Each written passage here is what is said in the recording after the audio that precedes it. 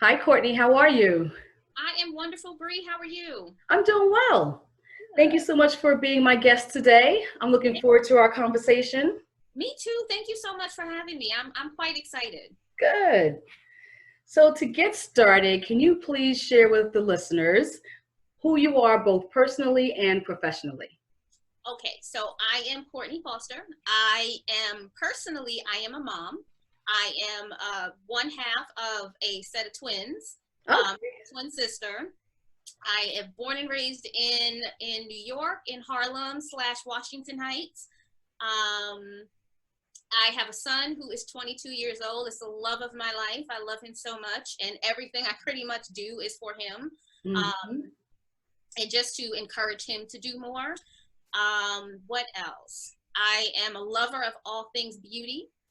Professionally, I am a cosmetologist. I am a salon owner. I am a hair loss practitioner, a educator, and an all around again lover of beauty, of all things that are shiny and nice and I really really love education. So I think Okay. that's the main thing that I am. I love to teach pretty much about anything. Okay. All right. Excellent. So, you are a twin. Now, is your twin identical or fraternal? So we like to say scientifically we are identical in terms of how the egg splits and all this stuff, but as far as looks and personalities, we are as opposite as can be. My sister is very how do I put this? My sister is very straightforward. You have to like pull her out of her shell, whereas Mhm. I am just like all over the place and personable. And she's personable, but it takes a minute for her to get there. Okay. Um, but for the most part, we look like sisters, but we don't look like twins. So if Oh, we okay. both have on our glasses, people are like, oh my gosh, you're twins. But if I have on my glasses and she has on her contacts, we just look like sisters. Oh, okay. So how was that growing up? Did you enjoy or do you still enjoy the twin experience? Well, twins run in my family. Ah, So there are, in proximity of closeness, there are three sets of us. oh wow. So my sister and I growing up until the fifth grade, we were in the same class. Like it was always, we were known as the twins. We didn't have our own identity. Right. It was just the twins, and we are Kim's daughters, the twins. On our block, we were known as the twins. At school, we were known as the twins. And so I feel like for me, I fought so hard for a single identity that when we got to high school and we went to different high schools, I went crazy. Like, oh my gosh, like I'm Courtney now. I'm not Right. twin. Right. Growing up, we dressed alike. We pretty much had to do every single thing together. Like, if my mother needed something from the store, it wasn't one of you go and get it for me. It's both of you go and get it for me. If I wanted to go outside, your sister's going with you. Right. It was just like, oh man. But it was good. And again, like I said, twins run in our family. Okay. So my cousins are twins, and my mother's cousins are twins. And Hmm. so they're completely different. The older cousins, they do everything together. They look exactly like each other. They Mhm. wear their hair similar. They both became teachers. They both became Oh principals. my gosh. And so then my other twins, my direct first cousin twins, they were so identical that they became models. And so, but now one is just retired from the police department, and the other one just got a commissioner job at in Long Island. So she's the commissioner of a small town in Long Island. So, and they're Wow. complete opposites. Wow. I'm always amazed by twins. And it's funny that you said, up to high school, you were considered like the twins, right? Because you were Yeah. in school together. And I find myself doing that with friends who have twins. It's like I'll sign something, go, oh, hey, twins, or happy birthday, twins. But after I do that, I think about it going, they may not appreciate that at this stage, right? When you get to high school and beyond, Yep. you want your own individuality. I completely get it. So now I'll be more aware of doing that. I mean, our gifts were the same. Our everything was the same. Right. And so, and we'll probably get into this later, like, because I always experience something with someone as my sister, and then when I experience some type of individuality, I had a son, so then I'm experiencing stuff with my son. So for my birthday, I would get the same gift as my sister. And then when I had my son, I would get gifts for my son. So it's like, do I get a gift from me? Right. Like, something that's just for me? Right. At what point is it just about me? Exactly. Now, yes. So well, yes, I was gonna say, we will definitely talk about that part because that's important, right? So now you have your turn. Yes. So you mentioned that you're a hairstylist. How did you get into hairstyling? Well, I got into hairstyling. I worked in corporate for many years. I was in corporate for about 10 years as a beauty buyer. So I've always been surrounded in the beauty industry, whether it was working in fashion or shoes. And then I went to a leading spa in New York, and I was a beauty buyer. So customer service, and then graduated into beauty. So I've always been surrounded by beauty. A lot of friends of mine have been makeup artists or hairstylists. But I always had this corporate job.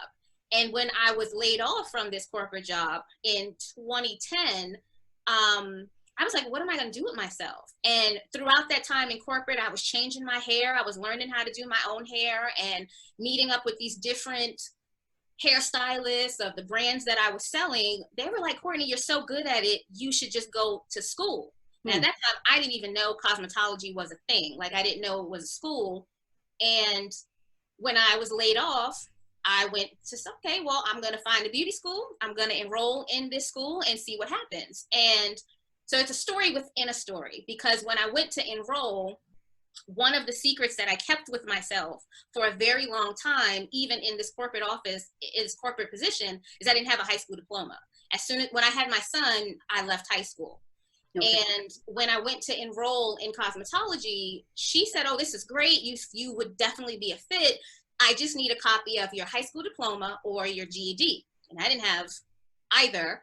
So she's like, no, don't worry about it. You can pay your tuition in full, which at the time I think was like $13,000. Like, that's not gonna happen. Or I can put you on a waiting list for a GED program, which was 2 years at the time. And that waiting list was 2 years. And I said, oh man, I don't know what I'm gonna do, because I had just gotten laid off. I didn't have a job. I was surviving on unemployment, and I needed, because I've been working since I was 14, I needed to work and do something. And so I went to a trade school and got my GED there. And then as soon as I got my GED, I went down and enrolled in cosmetology school. And 9 months, 8 months later, I was a licensed cosmetologist, and I just hit the ground running. And so to answer the question, because it was a circle, because I was so good at what I did and got the positive feedback from people in the industry, it just made sense for me. But then that story took a detour, because I had to get the proper paperwork to do what I wanted to fully do. So how long did it take you to get your GED? It took me, I did an accelerated program at a trade school over here in Manhattan, and it took me about a year and a half. And the program was, if you reached a certain amount of credits, I think it was 36 credits or 26 credits, you automatically got your GED. So it was a associate's degree. And you would, after the 26 credits or so, you would get your GED, and then you continued on to your associate's degree.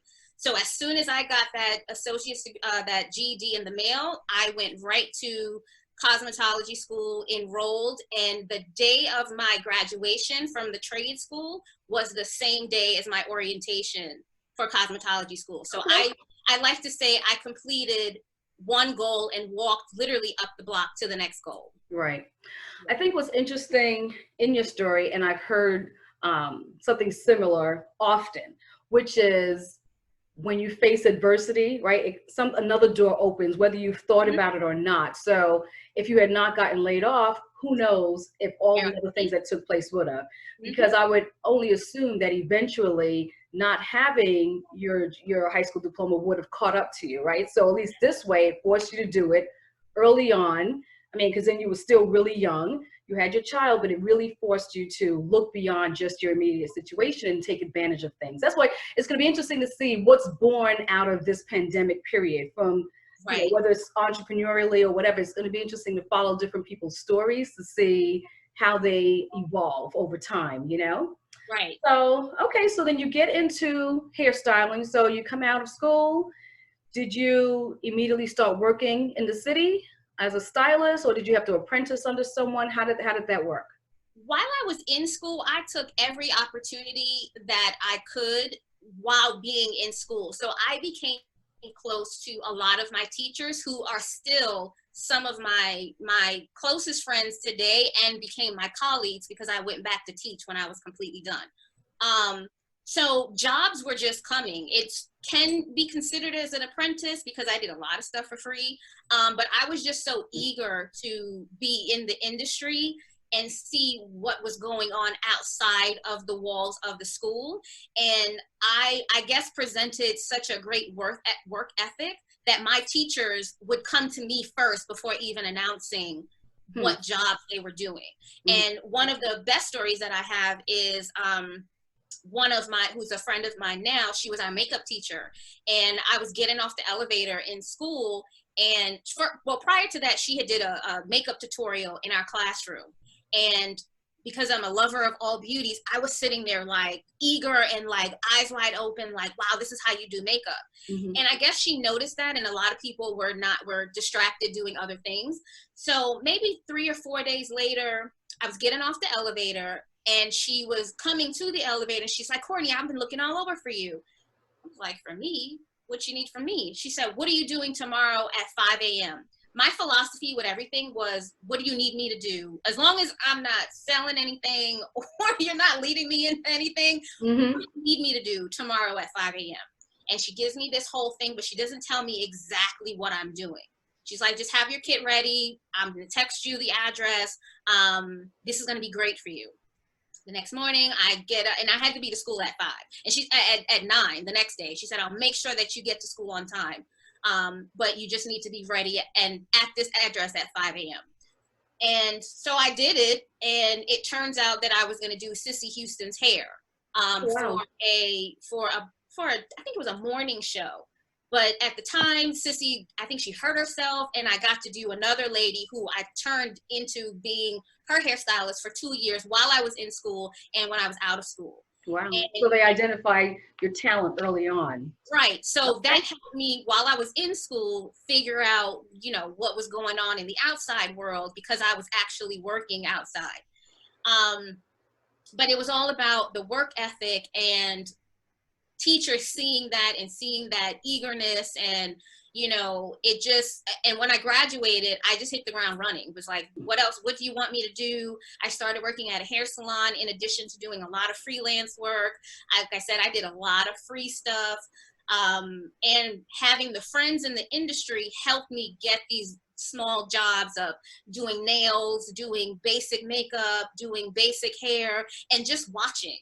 And I used to say, I will be the best. Like, even if I don't get to work, as long as I'm in the atmosphere and you need coffee, I'll be the best coffee getter that you need me to be.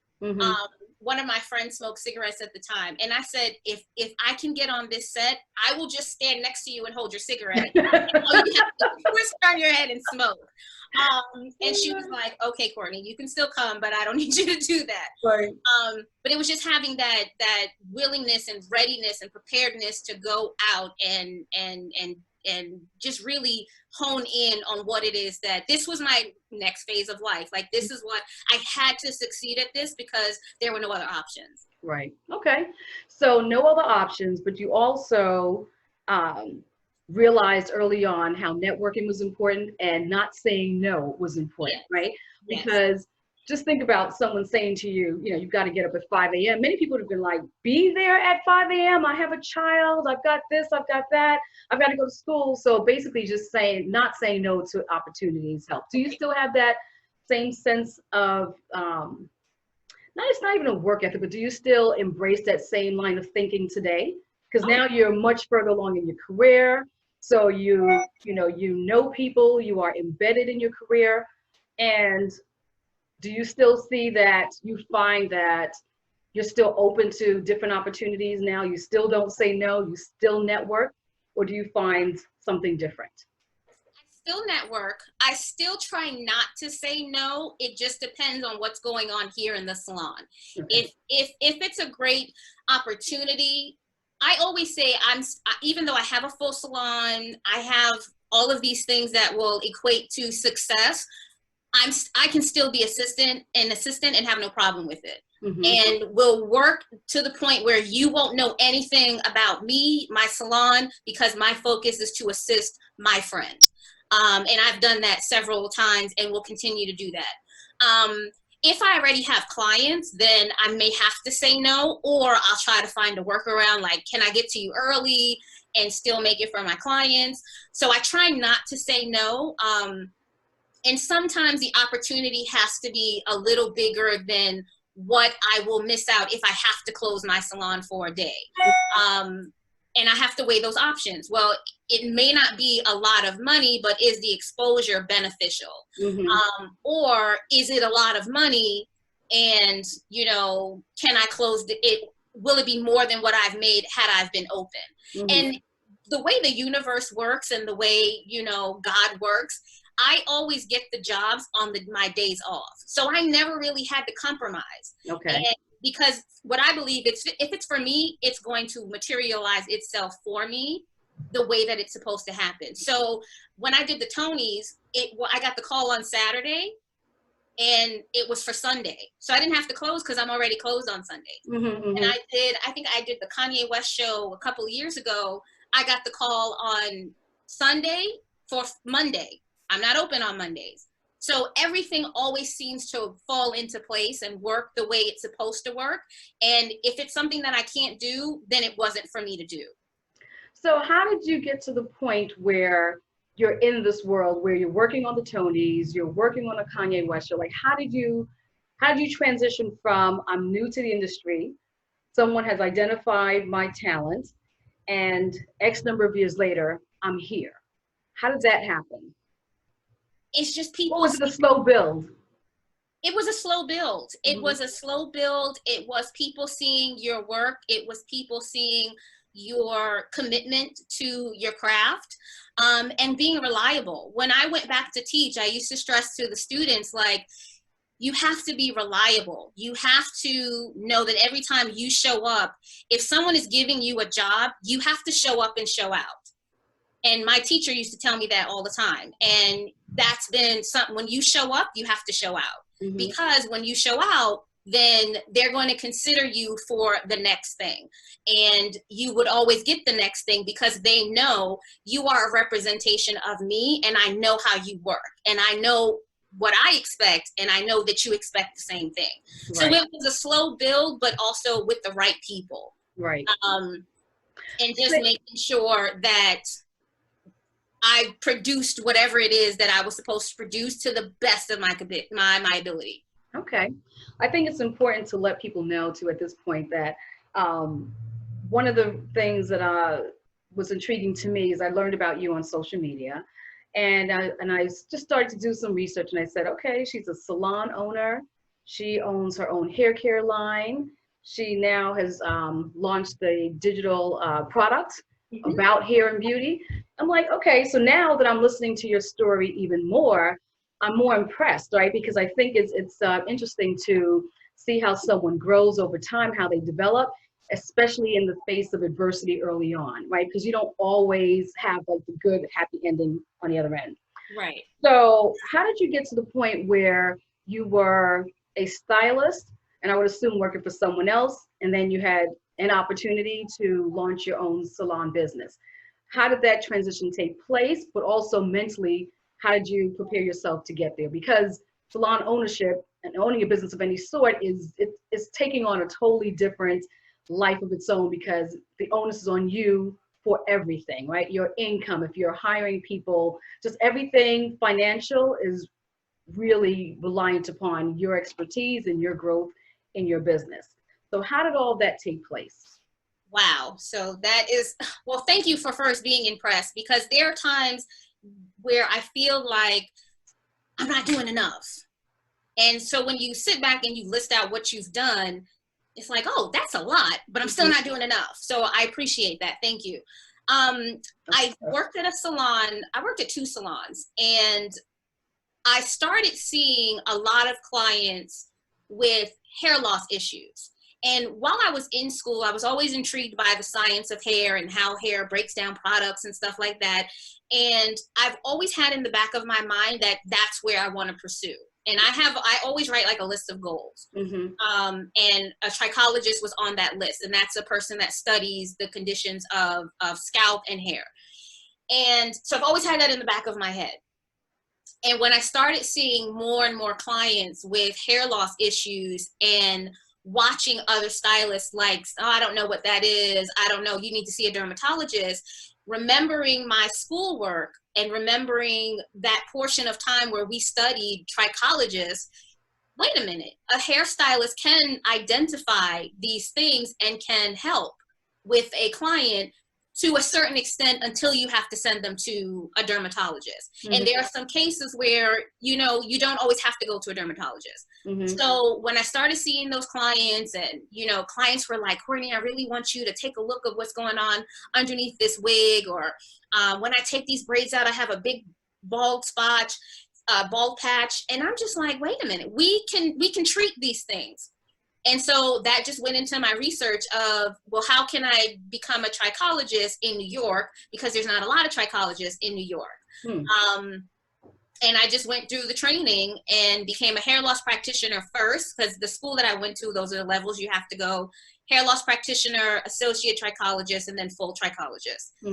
And it was an easy transition. And once I said, okay, this is the route that I'm taking now, I want to dive more into the scalp. I want to dive more into the actual hair strand and the cuticle and all of that scientific stuff that happens.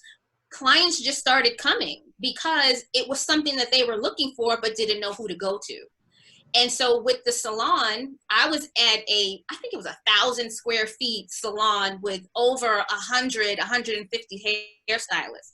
Wow. And yeah, it was a big space, but we were right next to each other. And so, yeah, it was wonderful because the atmosphere was great and you feed off the creativity of other people. But for what I wanted to do, it wasn't beneficial. Because after I got my certification for hair loss, I was using the microscope and the computer. And when you pull out a microscope on a salon floor, all eyes center to you. And clients were like, Courtney, no, I don't want to sit here and have this scope going around my scalp and people are looking at my private, hurtful, embarrassing issue. Right. And someone that I worked with, and it's the way my life has set itself up, that someone that I worked with said, Courtney, I have this wonderful opportunity and I think you would be great for it.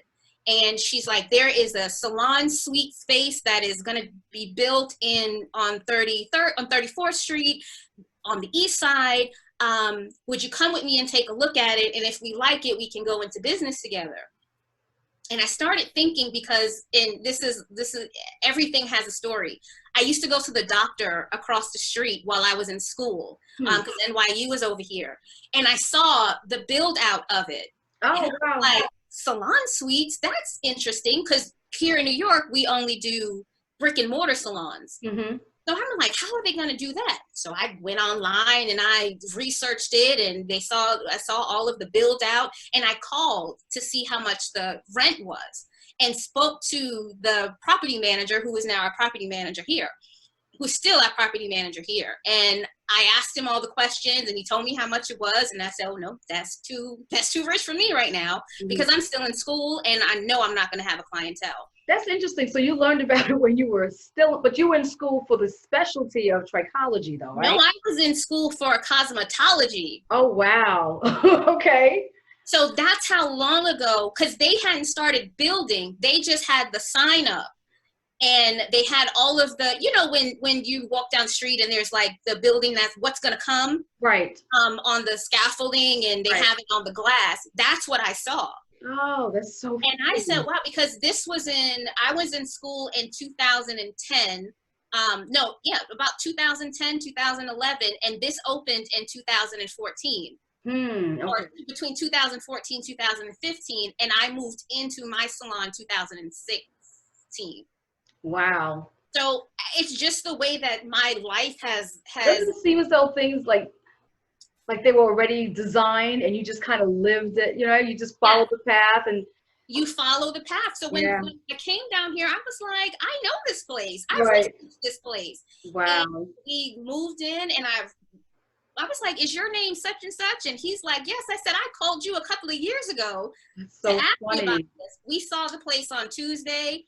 I just so happened to have the money, and we had our keys by Friday. Wow. My cousin, who was my first ever client, who let me put in an 8-hour weave in her hair and she looked like a cone head,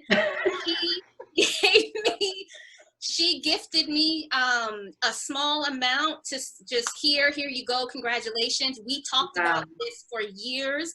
Again, she's my first client. She let me do her hair, give her a manicure and a pedicure, and she was like, you got this. And I have been here ever since. Wow. For me, it wasn't like I went home and I sat down and I said, this is the plan. I didn't have a business plan. I didn't have anything. Just I wrote down in my goals, I will be a salon owner.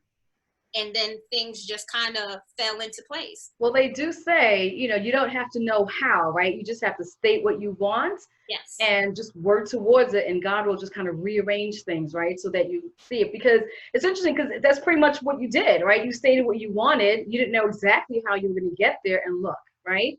I have a full list from 2015 of I want to be a salon owner. Courtney Foster Beauty is a salon owner, an entrepreneur, a salon owner, an educator, a product maker, and I had the name of my product. I had the little tagline of my product, because I worked in buying, so I knew everything that I was supposed to know about copy. I wrote my little copy blurb of what my product was going to do. I said I wanted to be an author, an educator, an influencer, and a mentor. And I get back to that list in 2017, and I had checked off. Wow. So now author, because I did that this year, I can check that off of the list. Right. So now you're in a salon suite. So how happy were your clients at that time, and how happy are they still now? Because I completely get it when you're talking about hair loss issues. Women do not want to be on display, right? And even though you may love the salon environment and, you know, it's just happening, it's loud, it's fun, when you're dealing with personal issues like that, it's way too personal to be on display. So how did they respond to you moving to a salon suite? They loved it, to the point in which I used to sit like, you know, my clients say that I'm really good and they love what I do and they're happy to come and see me, but they don't refer. And it's like, I don't get it. When I was in this space, I had more clients in this space than I had at the 2 salons that I was working in. And the feedback that I got from the clients that were my longtime clients that came from the 2 salons, it was like, it was just too busy. It was too busy, and I liked the privacy. And this wasn't even clients that had hair issues. It was more so because of the privacy. It was one-on-one. It was a peaceful atmosphere. The music wasn't loud and I wouldn't say obnoxious, because I can get down with some trap music, but it wasn't loud, and we had more personal conversations, and I found out more about my clients in this atmosphere than in the 2 years that I was at the other salon. So they loved it, and they started referring their friends and family. And I'm still busy, but I was just so busy that my belief is, if it's for you, it's always going to manifest for you. Yes. And that's how it's been. They love it. I mean, they really, really love it, to the point I'm still getting clients that say, I'm so happy that you're here, because when I put my head down in that bowl, everything goes away. And it's just everything within these four walls, stay in these four walls. Right. Nothing is repeated to anybody. You can feel as comfortable as you want to. I took a domestic violence class. So, you know, if this is a safe space, if you feel. That's interesting. So your clients are speaking to you about personal issues to that extent? To that extent, I had one client that that has, and that made me, because I was like, I don't know what to do with this. Right. But that made me, and didn't even realize that there's a course for stylists to recognize something like that and to ask certain questions. And I actually had two. One client, the perpetrator, as you say, was sitting in the room with us. Oh, and wow. I politely asked him, like, you know what? And I always ask my clients when they come with someone, this is a private experience for the client. Do you want them to sit in here with you, or do you want them to sit outside? And most of them will say, oh, you know, they can come in. And this one particular incident, the gentleman came in and he was just saying some horrible stuff to my client about her hair. And, you know, Black girls, once you blow out the hair, if anyone mentions water, it's like, wait. And he just kept saying, like, oh, I should take this bottle, and like, what would happen if I sprinkled you with it? And I was like, well, that's not going to happen in here. And I politely asked him, he's like, you know what, maybe you should sit outside. And he had sat outside, and she was able to relax because she was very tense. My training, because I can't speak for everybody else, is to, when you watch the client in the mirror, you look at facial expressions. When I'm shampooing, I look at facial expressions. That'll tell me if I'm too hard, or if she's like moving back, it means I need to go a little bit more. And I'll ask them, this feels okay? But her body language was so tense that when he went out, she relaxed. And, you know, we started talking, and indirectly, but kind of directly, because I'm a direct person, I was like, you know, some of the things that he was saying, it was just questionable. And I was like, you know, you don't deserve things like that. Like, you have beautiful hair. I kept trying to edify her while he was in the room, and then continue to edify her when he left the room. Because, and so that prompted me to say, to do a domestic violence training, and didn't know that there was something for stylists that you can do that. And I have to put the emblem on my door, but it is a safe space for you to come in. I've taken an Eyes on Cancer certification, because a lot of cancer, especially in African-American men and women, where we see more women, it happens in the back of the nape. And so what does that mean? How is it manifesting itself? You mean visually? Visually. Like hair loss or something else? It can be hair loss. It could be a small little bump that's inflamed. It can be a dark mark that is inflamed and rigid around the edges. Okay. And you can't see what I see from the back. So I will just, hey, you have this dark thing that is this little mole that's in the back of your head. We're going to monitor that the next time you come. If between the times that you come that it starts to hurt, or it feels hot to the touch, or you feel like it's getting bigger, I need you to go to the dermatologist or to see your doctor. So you are, what I'm hearing is that you are just very entrenched in the hair industry. I love it. So not any one particular area, but it just seems to me as though you're looking to grow in many different areas, right? In ways that you can help your clients.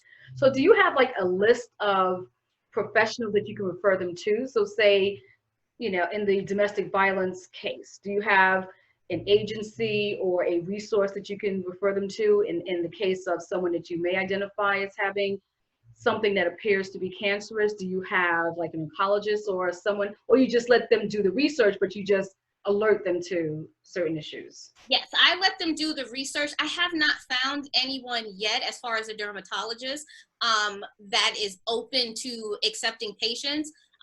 So most of my clients have their resources already. Okay. So I'll just identify it and say, you should go see your primary care or your dermatologist. Mm-hmm. In terms of the domestic violence, there is a number, a hotline. I have little cards that I can give to the client, and then they can take it from there. I haven't reached a point where I had to like say, okay, you got to come here and this is a safe space. Thank and goodness. we'll contact someone for you. I luckily have not encountered that, but there is a hotline that is on the card that I can give them. And I'm just like, and again, it's only happened twice. And in that first instant with the gentleman, I just slipped the card to her. It's like, you know, you do what you need to do with this. But just know that the way that he's speaking to you is not appropriate, especially in public with a stranger in the room. Right. And then the second one, I didn't have to do much. Okay.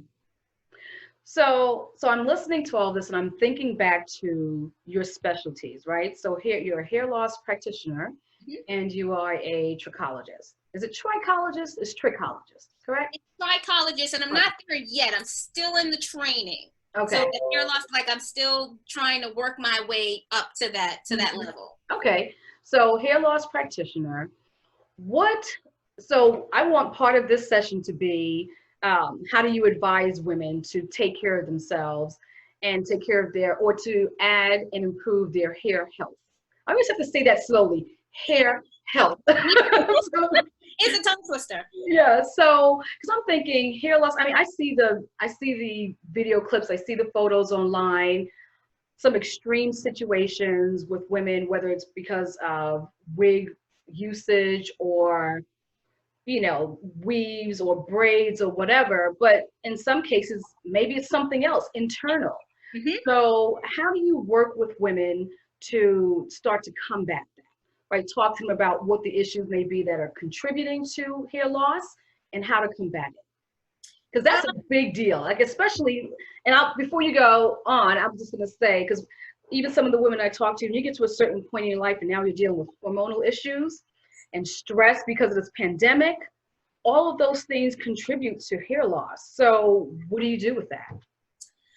How do you save your hair? It's difficult. So when I first see a client and they— I don't like that response. That is difficult. Well, it's difficult because it's difficult to figure out what the cause is. And every client that sits in the chair, we go through a consultation. And the consultation will consist of, what do you do to your hair?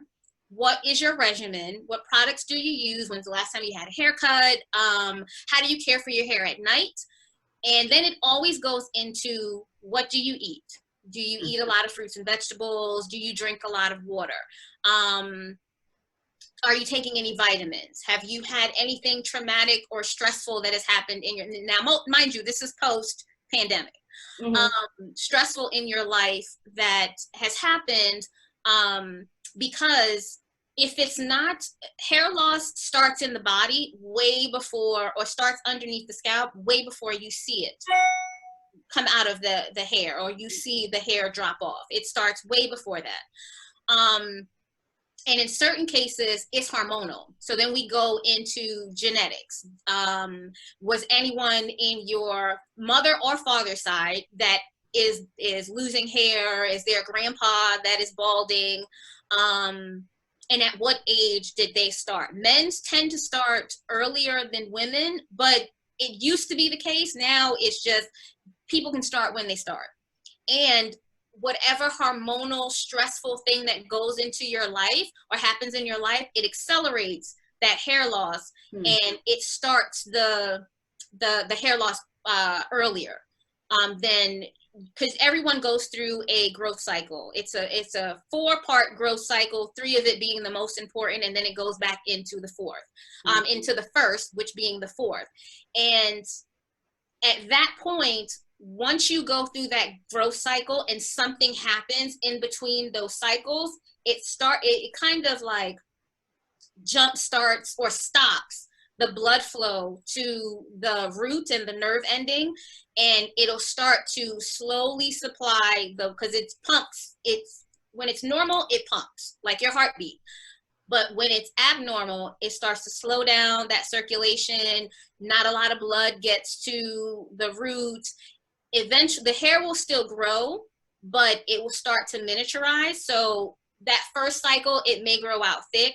That second cycle of going through the 4 cycles, it will start to get thin. And then your next set of cycles, it will get thinner.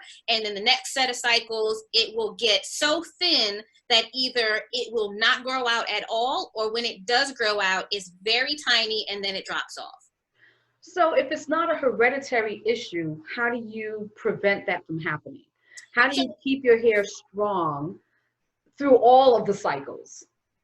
It's what you put in your body, because your hair is no junk food, no.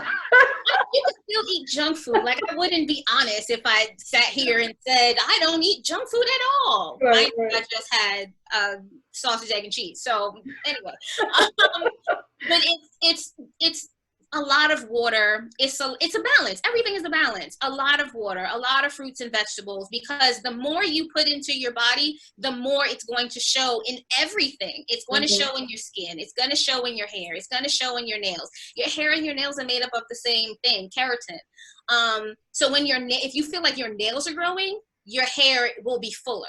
I always tell people, and they're like, my hair is not growing. And it's like, no, as long as you're alive, your hair is growing. Your cycle may be different, and you may not be seeing the growth because you have, like, all of your edges have been snatched back into a ponytail or into tight braids that is causing that follicle to pop off. And so you'll have that little bald spot, but if it's not smooth, then, where it's not like blocked over, you can catch it, and you can start the process of trying to get it to grow thicker. And there's really, unfortunately, and I have to be honest, there's no guarantee that any type of thing that you do is going to work. There are, like, I think it's PPP or PCP injections, steroid injections, right, laser light therapy. But once you start those processes, you have to always continue it, because so they're not like one-time therapy. They're not one-time things. Because I know someone who did that with getting all of the injections in her scalp to stimulate, I guess, hair growth, because she had done a treatment. It wasn't even a treatment, I guess, the crochet braiding. Yeah. She naturally had beautiful hair. And it's so funny how she used to joke about neglecting her hair, right? And I mean, like, well below the shoulder length. Just didn't really have to do anything to it, but still chose to get the crochet braiding to ensure that she didn't have to do anything to her hair. And it literally just broke off. And she struggles ever since trying to get it to grow back to the same level of thickness that it was. And she's tried all kinds of things, from expensive vitamins to that PP, whatever it's called. PP, what is it? Not PP. I'm thinking PPE, but I know it's not that. I want to keep saying either PPP, which is the stuff that we need for protection, right, or PPP, which is a drug that I don't think that's right. But, well, we know it's not that, but PRP. PRP, okay. Yeah. So, and she said it was very painful. She felt that it helped, but I don't think she went back for continuous treatments. I'm just mentioning that because I was curious. Like, I wanted to watch everything to say, like, let me see how this works, because just out of curiosity. But then it comes to a point where I think if it happens at a time when you're also hormonal, because maybe you are in your mid to late 40s, and now you're, compiling other issues on top of that. So is there really anything that women can do? I mean, it sounds like there isn't. Because even if you're eating well, definitely hereditary, that's one issue, right? There's nothing you can really do. But if it isn't and you're eating well, then what? It's hard to answer without saying there really isn't a cure, because it also depends on how your body responds to whatever treatment that you seek out. Some people work better with low laser light therapy. Some people work better and will deal with the pain better of the injections. And some people work with topical things. It just depends on where your hair loss is in its state. And as, like you said, as you get older, your hair is naturally going to start to thin because everything else starts to, it seems like, deteriorate as you get older. And women, after a certain period of time, their hair thins out much faster. And it's just because of all of the hormonal changes that are going on in the body. When you're pregnant, your hair doesn't shed for 9 months. And so what people think, like, my hair is so full. Yes, it's full because it hasn't shed. There's a growth cycle that stops. That shedding process stops because your body is now, like, all of its nutrients are going towards this child. And you're taking folic acid is great for hair care. And you're taking all these vitamins that give you a healthy body because you're growing another healthy body. But once you give birth and your body starts to regulate itself, all of that 9 months of shedding, that's what you feel like, my hair is falling out. Yes. It's not really falling out. It's just going through its natural shedding process that it did not do for 9 months. Right. And that's traumatic, by the way. It's very traumatic. It's very traumatic. Excuse me. It's very traumatic. And then once it's finished shedding, which you really kind of don't know when it's finished shedding, then if it's coming out at the root, now we have a problem. Because there's a difference between hair loss and hair breakage. And I try to explain that to clients, like, your hair breaks when it's extremely dry. Your hair breaks when it's time for you to get a haircut. Because, again, as long as you're alive, your hair is growing out of the root. But your ends are the most fragile because they are exposed to all of the elements. And, you know, we're putting in ponytails, we're wrapping it around something, we're doing all types of quote unquote protective stylings. But you're not treating the actual hair. You're not doing your deep conditioning. You're not doing, if you needed, a protein treatment. So you're not taking care of the hair during the protective styling or even outside of the protective styling. So I tell clients that as long as your hair is growing, but if you have split ends, eventually that hair is going to meet the split end and it's going to break. And I like to give visuals. So when it's time for a client to give a haircut, I'll take a picture of your before so I can show you what it is that I see. And then I'll let you know, this is what I see. I'll give you the professional explanation of where we need to cut and why we need to cut. And it's up to you to tell me where you feel comfortable. Most clients, when they see that visual and they see all those uneven spaces that are see-through and it doesn't look healthy, they'll say cut it. Because it's health over length. Right. And all that hair is going to do is going to continue to travel up the hair strand. And I say, think of it as when wood splints and you have this one piece of wood and then you try to chop it and it splints and you have all these like splinters everywhere. That's the way your hair looks underneath the microscope when you have split ends. And all it's going to keep doing, there's no magical lotion for it. There's no oil that you can put to smooth it out. All of that is a temporary fix.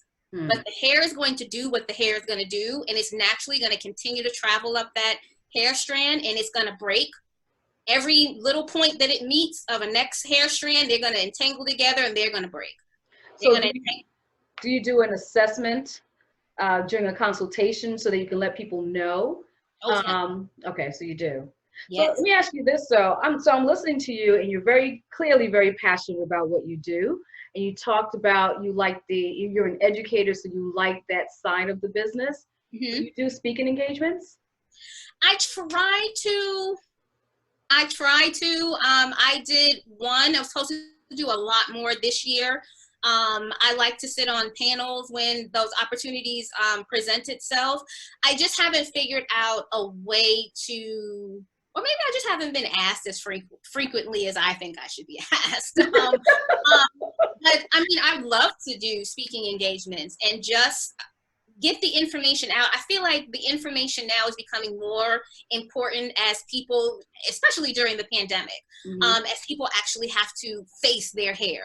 And there's no place for you to go to. And stylists are now becoming more educated with hair loss and really healthy hair. Because we went through a movement of the natural hair movement and everyone's natural, but really defining what natural means to the actual client.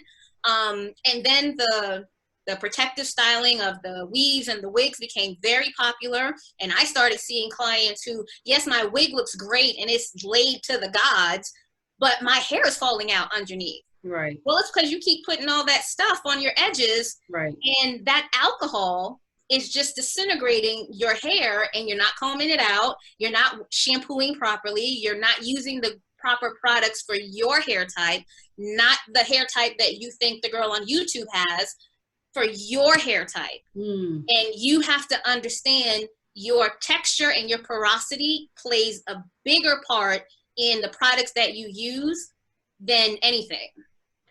So when you're talking about people not really understanding their hair type, so I would assume that part of the reason why you created your product line was to address some of those issues. I mean, I could be wrong. So you tell me, what is your product line? What does it do? And who does it cater to? Well, right now I just have my stimulating serum. It's called Hair Beautiful Serum. And it's a scalp serum. It is a blend of different good for your hair essential oils that you can use just to massage into your sparse areas, and it'll help.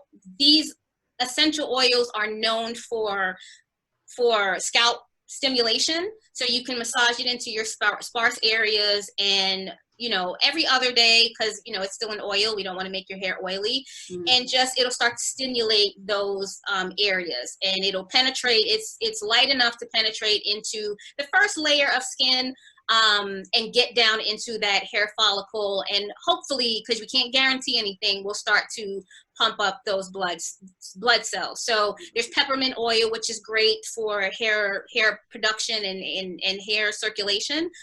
Rosemary is a big known essential oil for scalp stimulation and hair stimulation. There's almond oil. Fenugreek oil is in the Indian community. It's wonderful, and they have been using fenugreek oil and fenugreek seeds for shiny and thick hair, so that's in the oil as well.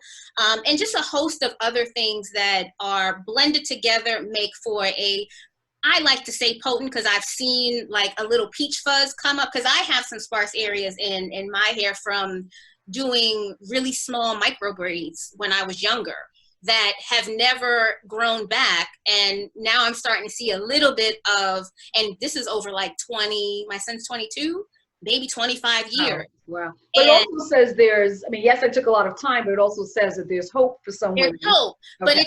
it's not like something that I can say like, well, yeah, I started using it last week and I got some hair growth, because Right. naturally your hair only grows 1/3 of an inch a month. So that's the product that I have right now. I did have a shampoo and conditioner, but you know, me trying to be the perfectionist, I didn't feel as if it was something that I was passionate about. I did use it in the salon. It did sell, but there was something that I just knew it could be better. So I just discontinued it until I can find and create something that I am 100% happy with. And then, so we have the ebook, which is the beautiful hair. Wait a second. I'm happy that you said that, because I think, and I'll speak for myself, I know that there was a period of time where I used to just hate going to the salon, because it seemed to have gotten beyond the point of where someone cares about, where your stylist cares about your hair and Right. your hair's health, right? It just became a moneymaker. And I mean, I could identify different situations. I've got stories to tell, and it's just like, how did things change for the worse? It can't always be just about money. And I'm happy to see that it's not a short-sighted view of things, right? If you see for yourself as a professional that something's not working, you discontinue it until you can, and I won't say not working, but you know that there's something better that you can do. You work on that. So you release the other thing, you work on this because you care so much, and then you could reintroduce something when you find that more And I effective find spot. that perfect, and nothing is ever going to be perfect, because I was like, I don't like the packaging, I don't like this, but I didn't feel like, for where I wanted to be as a trichologist eventually, but as a hair loss practitioner, that it was serving a purpose to have just a shampoo and conditioner. And I didn't want to get into the business of every time you sit in the chair, I'm trying to sell you something. And again, not every product works for every client. So I still had a host of shampoos and conditioners that were not just mine. And I don't know where this, you know, a lot of clients are like, Courtney, why am I always able to get an appointment with you? And I'm like, well, maybe I'm doing something wrong, because people are booked out for months and months and months, but it's about money. Yes, because you have to pay your bills. Like, let's just be honest. But I'd rather have long-term clients than short-term clients. I'd rather have clients that I serve with intention. And I always say, we are a partnership.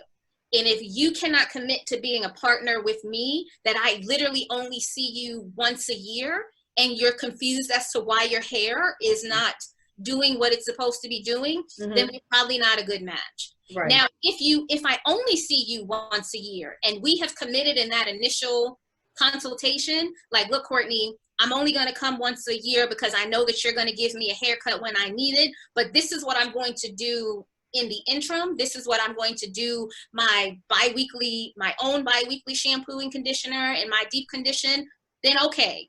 And if I see you in that year and you still look the same, and it doesn't look like it's improved, then no. But if I see you and your hair still feels good and it's nice, I'll still try to convince you to come a little more, because you can't go a whole year or 11 months without getting a haircut, because it's more damaging.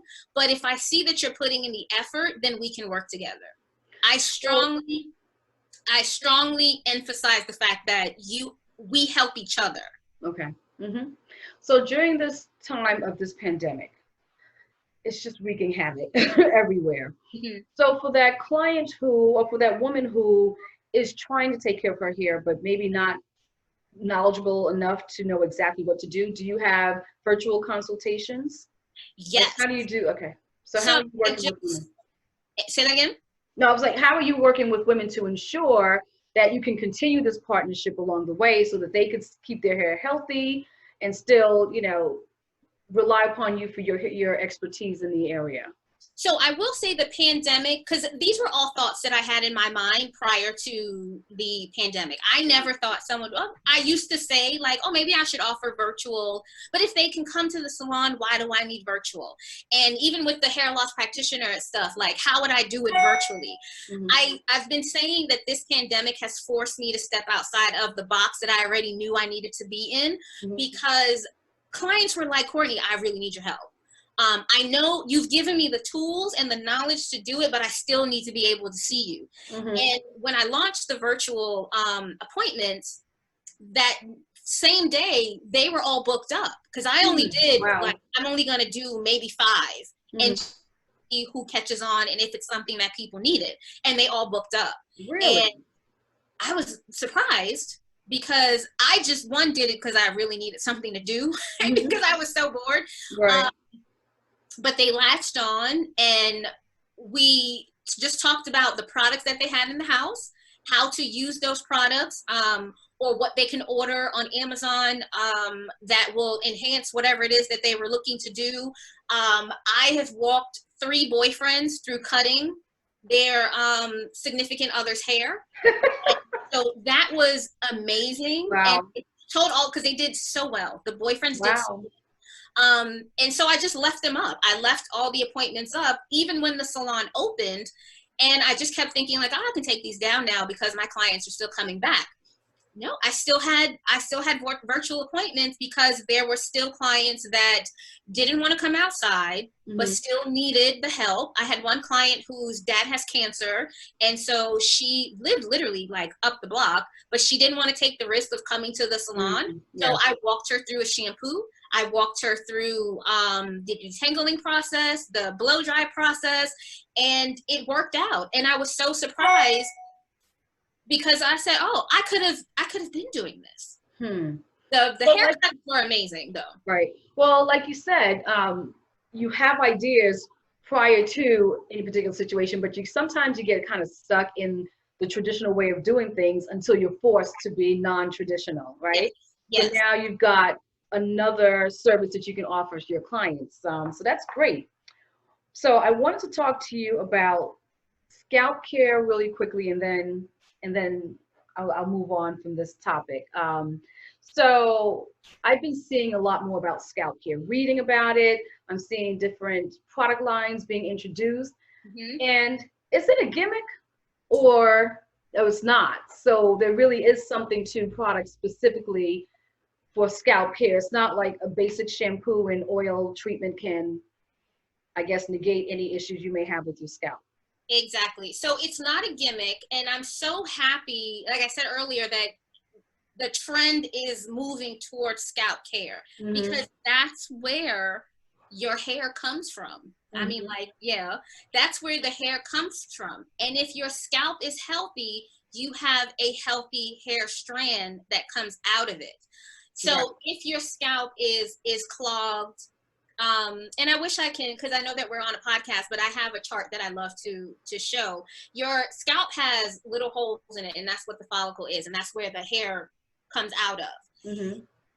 And it's amazing when I do the scalp analysis, because clients can actually see this.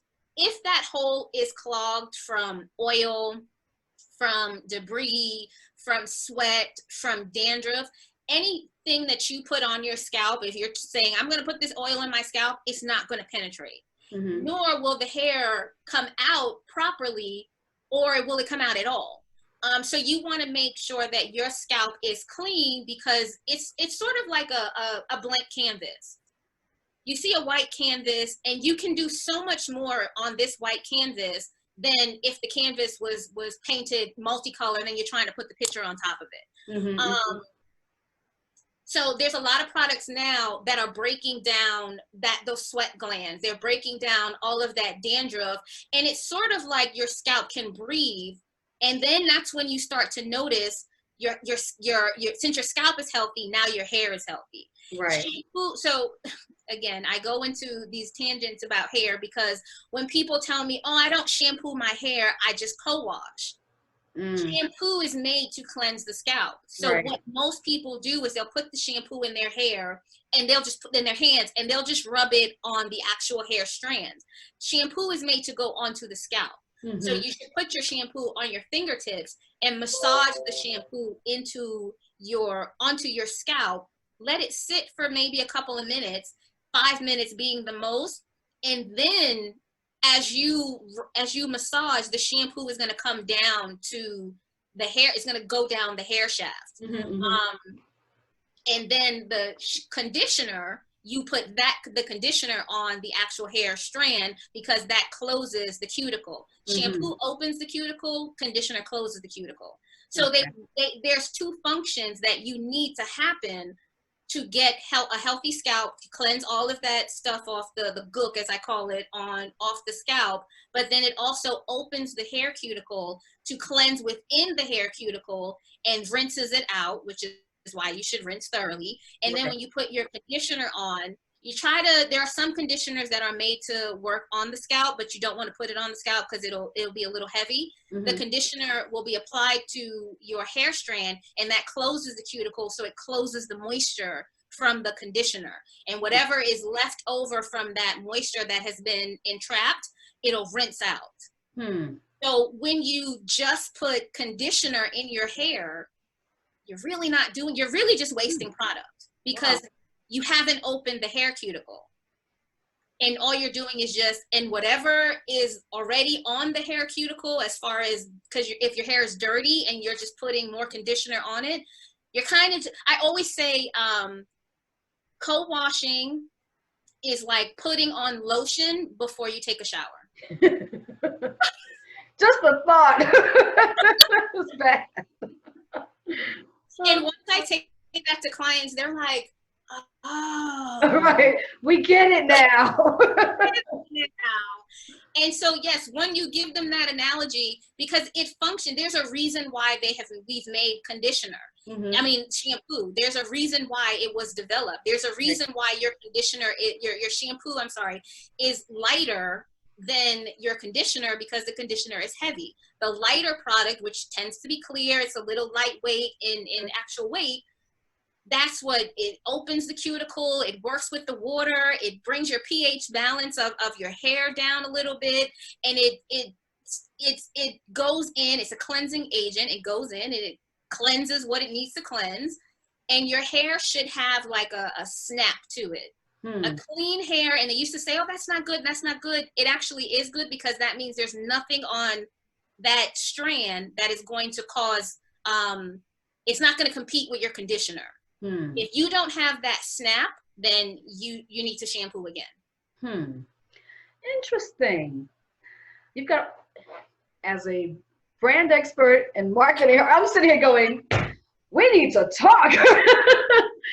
But so actually, when you mentioned your scalp analysis tool, or the diagram that you have, what I do in all of my show notes for the podcast episode is I include a link there that people can get access to. So if you want to make it available to listeners who are interested, just provide me with the link. You know, you can put like their info and provide me with the link. I mean, you don't have to do it right. You know, just we'll talk about it offline. Okay. If someone's interested, give them a way to get access to it. That'll be great. You know? I think I'm definitely going to do that, because I know that I can make a picture link and just explain. So what a visual, to me, I work well with visuals, so I think everyone works well with visuals. Right.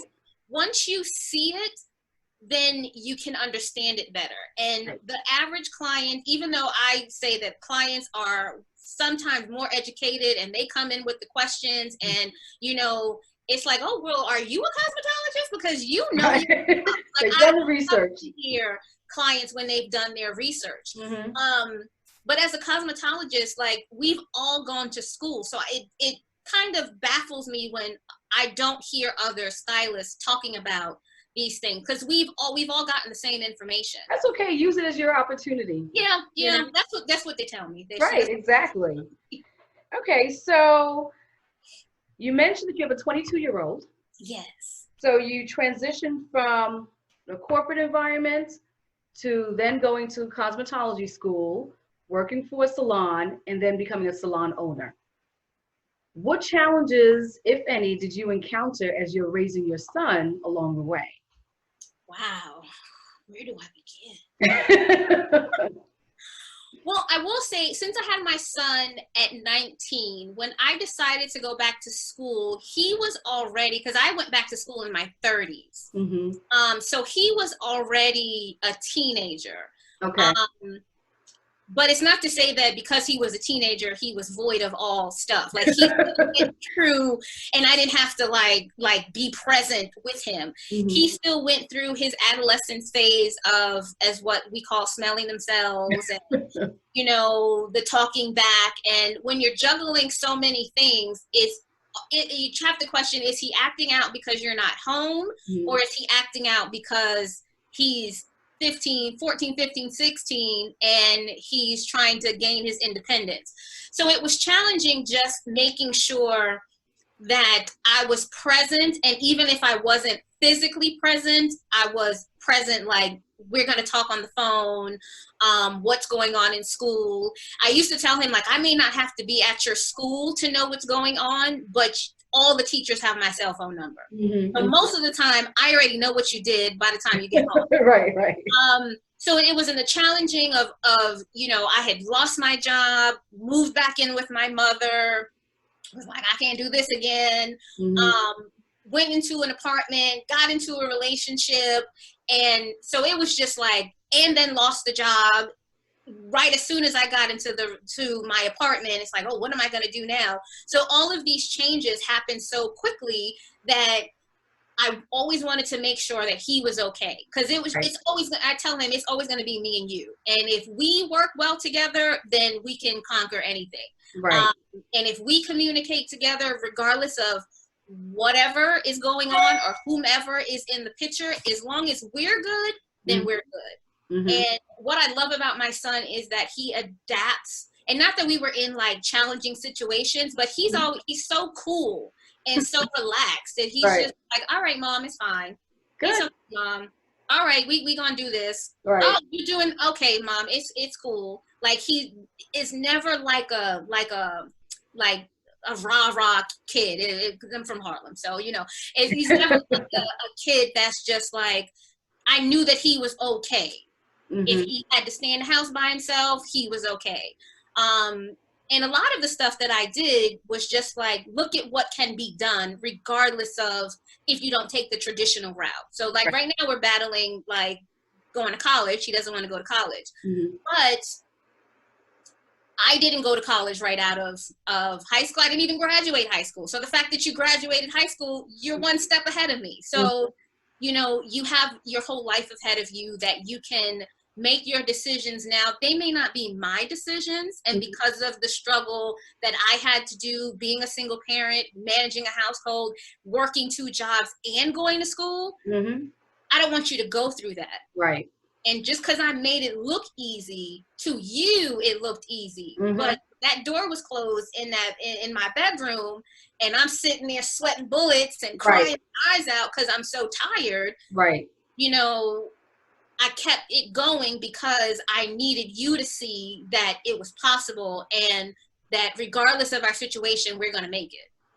So do you find that since you became an entrepreneur when he was a little older, so he was very aware, do you feel that he kind of developed that entrepreneurial mindset because he watched you and your growth and your transition from employee to business owner? Yes. So maybe that's affecting him right now in terms of, do I need college, or, you know what I mean? Because he's watched your journey. Yeah, exactly. When he hit me during the, and not hit me like that, like when he hit me with the, but you didn't go to college until like you were 30, I had to take a step back and say, oh, okay, well, 1, I don't need you to be watching me. But 2, you're actually right. I didn't go to college until I was in my 30s. But again, I don't want you to struggle the way that I struggled. And again, when you make things look easy for your kids, they just think it's easy. Right. And it's not easy. And I keep explaining to him that it wasn't easy. So yes, he has that entrepreneurial spirit. He had, at one point, he wanted to make t-shirts and he wanted to sell his t-shirts. Now he's into music and he's actually selling his beats online. Okay. So he's into modeling. Good. He wants to go into acting. So he has nixed the idea of like a job. But he's had a job. He's worked at Adidas. He's worked at a couple of places. And just to see him in those spaces, like, I created this boy. Like, oh, he's just he's good at what he does. And I know that he can go further in whatever he wants to do. But I do think entrepreneurship it's bubbling in his blood. He's just trying to find which avenue to go into. Right. Okay. Excellent. All right, so here we are with COVID, and my next section for you is what's next for Courtney Foster. And clearly, during COVID, I can't stand even mentioning that word. I try not to even say it. But during this time, your ebook was born, right? What led you to create that? And I'll let you explain what it is. And I know it's called The Beautiful Hair Diet, correct? Yes. Yes. So what led you to explore that direction and create a digital product, and how's it doing? So what led me to doing that was a client. My client, she's an older lady. She's been my client for going on 4 years. This ebook has been in the back of my mind for 2 years when her and I started having this conversation. She, for whatever reason, in her older age, she just became allergic to everything. And she was allergic to hair dye, certain products. So she would bring in a lot of her natural products. I would do the research for it to make sure that it was safe, whatever I was using. And she just told me that she just went completely natural. Natural hair color, natural products, natural soap, face. Are there natural hair colors that are effective? Well, just for what she wanted to do as far as a rinse. Okay. They were fine. Like she wasn't doing any type of permanent color because she eliminated all of that. She was already allergic to permanent hair color anyway. So she was doing a lot of henna, and she found something online that was similar to henna, but it was more of an actual hair color of a hair rinse.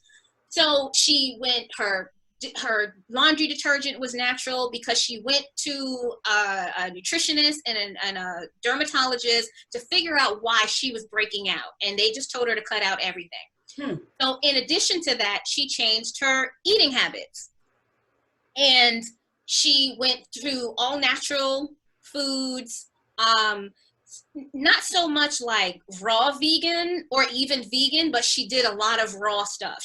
Every day she had a smoothie, a green smoothie, and a salad and some type of lean protein.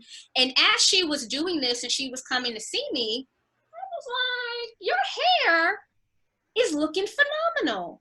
And so we started just talking about what she was doing on a daily basis. And the thing that stood out the most is what she was eating. And she's like, yeah, Courtney, I have a green smoothie every single day, never miss a beat. Wow. And just she drank, she was drinking more alkaline water, but she was drinking a lot of water. And I said, I'm always asking clients what they're eating. And then I'm always suggesting, green leafy vegetables, because this is the training, part of the hair loss practitioner training. What you put in your body ultimately shows up in your hair. So there's a whole list of produce and beans and stuff that you can eat that will help promote hair growth. So listening to that story, remembering my training, I said, and just the basic questions that I ask clients and their feedback, I said, this would be a great book. And I started formatting it, but then I left it alone. And I would get little hints from clients and I would throw it out there too. Like, if there was an ebook on like recipes and stuff, would you buy it? And they all said yes. And I said, And if you do a quick Google search, like there's all types of recipes that come up for healthy hair and all this stuff. And I said, So I did this for like a year and a half. Wow. Just like doing little teasers, and then I would talk myself out of it, because that's what I do. I talk myself out of it. I would say nobody's gonna buy this, no one's interested even in it, even after listening to clients say, yes, Courtney, I would buy it. So I go to therapy because I think therapy is wonderful. And I spoke to my therapist about it. She's like, Courtney, you've been talking about this book for the 6 months that I've known you. And she's like, why do you talk yourself out of it? You do these type of things where you self-portrayal yourself. And I was like, that sounds mean. No, that sounds so mean. But she was right. So she said, I need you to do small things. You have to promise yourself that you're going to do small things that are just for you. And it could be take a walk. It could be, take a nap, something that is just for you. So after we got off the phone, I said, you know what I'm going to do? I'm going to finish this book. I already had the book formatted. Wow. I had all the pictures. I had all the recipes typed out. I just needed to go. It's been ready for almost a year. Wow. I just needed to, scan it, spell check, and hit send. Right. But my mind kept telling me that no one's going to buy this. It's only 7 recipes. What would they pay for it? No one's interested in it. And after having that conversation with my therapist, I said, all right, I'm just going to sit here. I cannot get out of this chair until this book is done. And I did it. I sent it to my sister, because I call her the grammar police. And she went through all of it. She said it looks good. I asked her, because she's very strong in her opinion. I said, when you opened it, what did it make you feel like? And she said, it made me feel like I'm not eating. It made me hungry.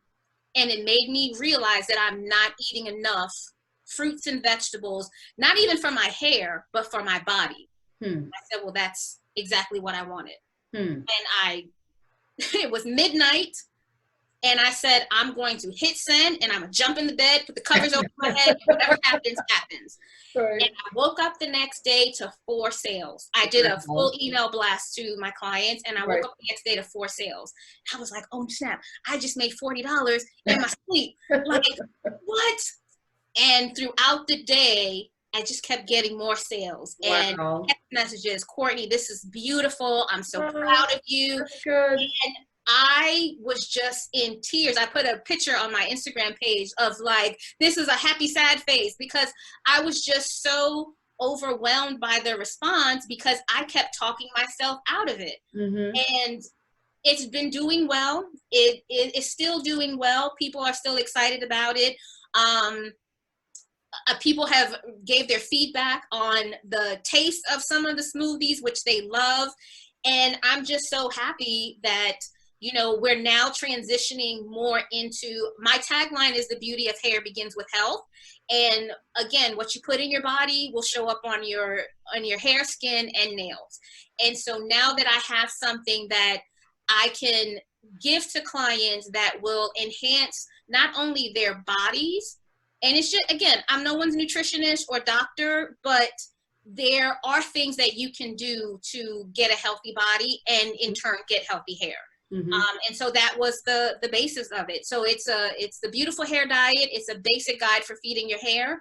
Pretty much most of the ingredients you probably have in your house already. Mm-hmm. There are 7 simple and quick, really good recipes.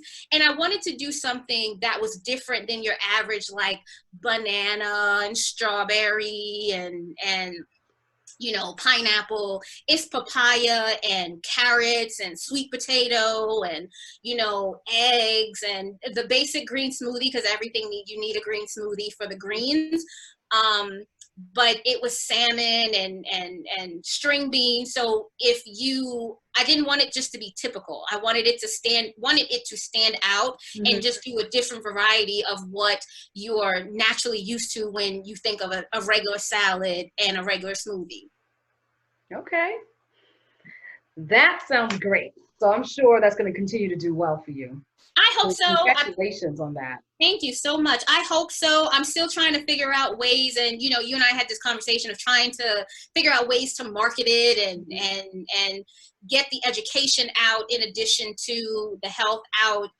Again, I'm no one's nutritionist, trainer, or doctor, but if we, especially now, to keep us healthy, because everything is about your health. And if we haven't realized anything during this pandemic, is that the only thing you have is your health. Mm-hmm. And we have seen people who have been so healthy, you know, take a turn with COVID. Right. And, you know, if it's the smallest thing that you can do just to maintain some health and to just feel like you're okay, then why not? Right, right. Well, this leads perfectly into talking about self-care, right? Because to me, when you're managing your health, you're taking care of yourself, which is, of course, self-care. How does Courtney take care of herself? Courtney is still trying to figure out how to because I'm so used to taking care of other people. Mm-hmm. And, you know, I had my son at 19. That's the pinnacle age of you becoming a woman. And I instantly became a mother before I even understood what being a woman was or is. And then I go into a space of taking care of other people as far as, you know, my business, and even personally of being in relationships where your focus is like, I'm going to be the best girlfriend ever. So you're so used to putting your needs aside that now, you know, I'm single. My son is 22 and I don't have anyone I still have my clients, but that's work. Right. Personally, how do I take care of myself? How do I recognize what Courtney likes outside of being a partner and outside of being a mother? Right. So since March, because that's when my breakup happened, that's what I'm looking for now. So self-care right now is just being quiet. Yeah. Just sitting. Yeah, you know, and I'm hearing more and more that is so important. And it's difficult at the same time because especially if you're the type, and it sounds like you are based on what we've talked about, where you're always planning that next thing, or even if you're just jotting down notes about that next thing that you could accomplish at some point, how do you sit still and just let whatever's supposed to come? Yeah. That's a challenge, right? It's a huge challenge. It is a huge challenge. So as you are entering, or you've already entered this next phase of your life, it's going to be interesting to see what's next, right?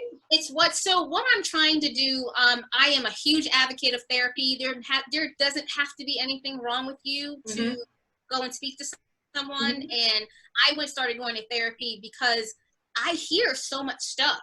And some clients come to me and it's like, Courtney, I can't afford a therapist, so you're going to have to work for right now. like, okay, so who do I get to release to? And so part of self-care is going to therapy and releasing. Right. It's journaling. I always journal. That's why I have so many lists and so many goals. I'm always writing something down and manifesting what I have written down. It's praying. It's being still and listening to whoever you pray to, listening to that voice. It's going out for a walk. My therapist said, Courtney, I said go for a walk, not write a book. She's like, you go too far, but it was great. Oh, with the walk came the book idea. So, go for a walk, enjoy something. Like on Sunday, I needed to go to the post office and I had to come to the city to go to the main post office. And so I said, I'm going to make a day out of it. And I got cute. I put on some little heels. My son was like, you going to the post office in heels? But I'm going to have lunch with myself afterwards. And I sat and had a beautiful lunch. I bought myself a gift. I took my book, my Obama book, and read as I was drinking my wine, having dinner. And it was wonderful. And if you can't spend time with yourself, then you can't spend time with anybody. Right. And so that's what self-care looks like now. It's not denying myself of anything that I want, whether it's luxury, which I am a strong believer that we need to normalize the fact that women love luxury and Black women can have luxury items. Because now I get to celebrate myself with what I have worked hard for. I don't have to buy kid clothes anymore. I don't have to, I have set myself up in a place where I can do what it is that I want to do. This year, I'm sure everyone had a lot of plans this year, but this year was supposed to be traveling. I had made a list of all the places that I wanted to travel because I don't have to rush home to my son because now he's out. Like he is out living his life. And it's like, it's now time for Courtney in this prime age at 41, because, this is the new 30 or 20, whatever. Right. I get to enjoy me. I get to enjoy what I like. I get to watch the shows that I like. I get to turn the TV off and just sit in silence. I get to just be okay with me and the phrase love up on myself. And be okay with that. And I think that's the problem, is being okay with it. Right. Because as women, we have so many different responsibilities that it seems like it's not okay to take care of yourself. You have to take care of your husband or your partner. You have to take care of your children. You have to take care of your parents. You have to take care of the neighbor who may be struggling with someone or something, or a more extended family. That at the end of the day, you're so stretched out that who is taking care of you, if not even who, but are you taking care of yourself? Right. And I think that over most of our adult lives, as you mentioned, we're taking care of somebody else in some way or another. So when we get to the point where it's just all about us, some people just don't know what to do because you haven't had that, right? Like I always often think about, what would I do differently if I knew all that I know now? Oh yeah. I mean, for me, I just I enjoy my 20s. I'm not gonna say it. I mean, my husband and I were dating back then, but we knew we're not thinking about getting together and getting married anytime soon. So we partied, we traveled, we did all that. I still miss that stuff. But at least by the time we started having children, I felt like I did something. Right. But did I crave it? Like the older they started to get, I'm like, okay, it's almost there. It's almost there. And we just started regularly going on dates again and doing more for ourselves. And then this darn thing hits and here we go, just kind of back to old ways. So I am trying to sit still, to know that better times are coming, but also embrace having the kids around, because I know that they're not going to be here long. My daughters are applying to colleges now, and I already know, hopefully, if everything works out well and people get smart, and we can get through this pandemic time, that they won't be here underneath us like they are now. So, and I know I'm going to miss that too. So for now, I'll enjoy that. But yes, well, I think, go ahead. I tell my son, like, you want to sit in here and talk to me? Like, you going out again? Right. And he's like, yeah, I'll be back. And it's like, oh, okay. So I miss it. And I used to say early when he was younger, it's also about your support system, because he had a godmother that would come and pick him up like almost every other weekend. And I would say a happy parent makes a happy child. So my mother would watch him every Wednesday so I can go and get my hair and nails done when he was a baby. So I still like, and I felt like when she came to get him on the weekend, she would or his grandmother, his dad's mom would take him. She would take him Thursday and would bring him back on Sunday.